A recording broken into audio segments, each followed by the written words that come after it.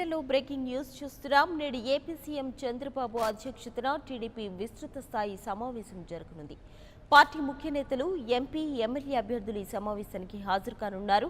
నియోజకవర్గాల వారీగా పార్టీ పరిస్థితి, గెలుపోటములు, ఈవీఎంల ఇబ్బందులపై చంద్రబాబు చర్చించనున్నారు. కౌంటింగ్ రోజు తీసుకోవాల్సిన జాగ్రత్తలపై నాయకులకు దిశానిర్దేశం చేయనున్నారు.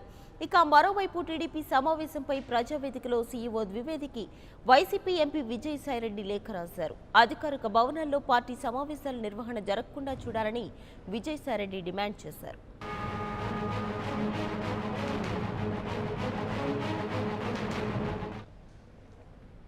ఇక దీనికి సంబంధించిన మరింత సమాచారం మా ప్రతినిధి మునిరాజ్ ఫోన్ లైన్ అందిస్తారు.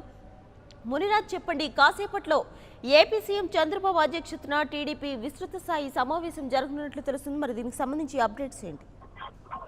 మనస ఇప్పుడే పార్టీ నేతలంతా కూడా ఉండవల్లిలోని ప్రజా వేదికకు చేరుకుంటున్నారు.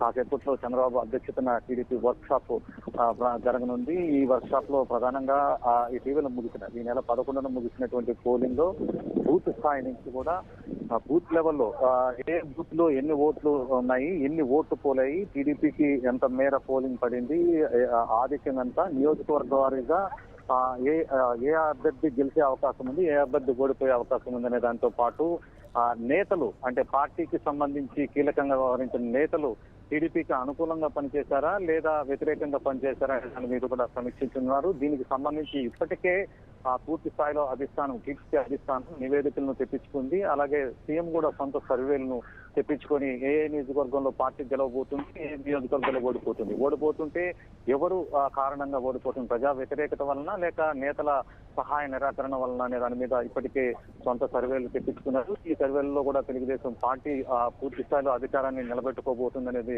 చంద్రబాబు నాయుడు పార్టీ నేతలకు ఇప్పటికే స్పష్టం చేశారు. దీనికి తోడు నామినేటెడ్ పదవులు పొందినటువంటి నేతలంతా కూడా పార్టీకి అనుకూలంగా వ్యవహరించారా లేదా అనే దాని మీద కూడా స్పష్టంగా పార్టీ కింది స్థాయి నుంచి కూడా నివేదికలు తెప్పించుకున్నారు. మరోవైపు ఇటీవల ఎమ్మెల్యే, ఎంపీ అభ్యర్థిత్వాలను ఆశించి ఎవరైతే పొందలేదో వారికి అందరికి కూడా స్వయంగా ముఖ్యమంత్రి చంద్రబాబు నాయుడే వారికి స్పష్టమైన హామీ ఇవ్వడం జరిగింది.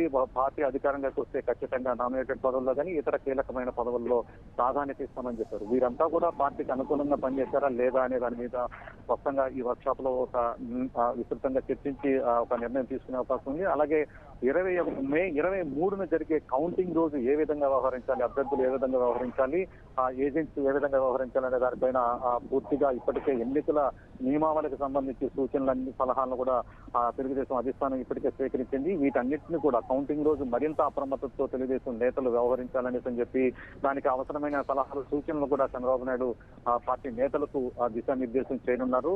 అయితే ఈ అధికారిక నివాసం ఉండవల్లిలోని ప్రజావేదిక సీఎం అధికారిక నివాసం, ఈ నివాసంలో పార్టీకి సంబంధించినటువంటి కార్యక్రమాలు నిర్వహించడం సరికాదంటూ వైసీపీ అభ్యంతరం వ్యక్తం చేసింది.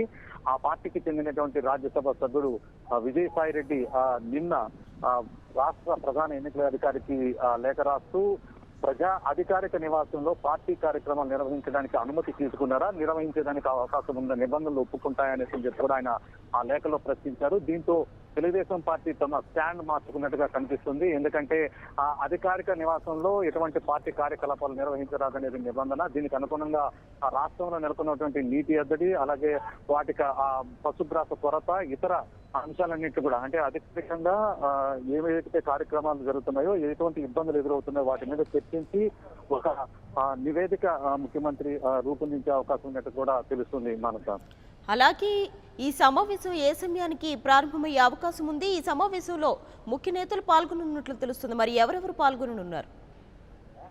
మానస, కాసేపట్లోనే సమావేశం పూర్తి స్థాయిలో ప్రారంభం కాబోతుంది. ఇప్పటికే ఉండవల్లికి పెద్ద ఎత్తున నేతలంతా అంటే 175 అసెంబ్లీ కాన్స్టిట్యూన్సీకి సంబంధించి అసెంబ్లీ బరిలో నిలిచినటువంటి అభ్యర్థులతో పాటు 25 లోక్సభ అభ్యర్థులు, అలాగే జిల్లాల్లో కీలకమైన నేతలంతా కూడా ఈ సమావేశానికి హాజరవుతున్నారు. ముఖ్యంగా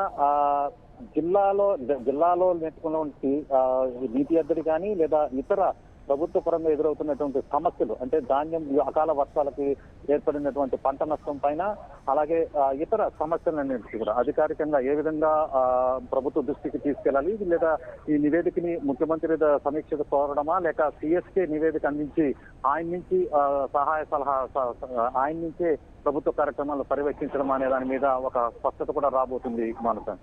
రైట్ మున్రాజ్, థ్యాంక్ యూ.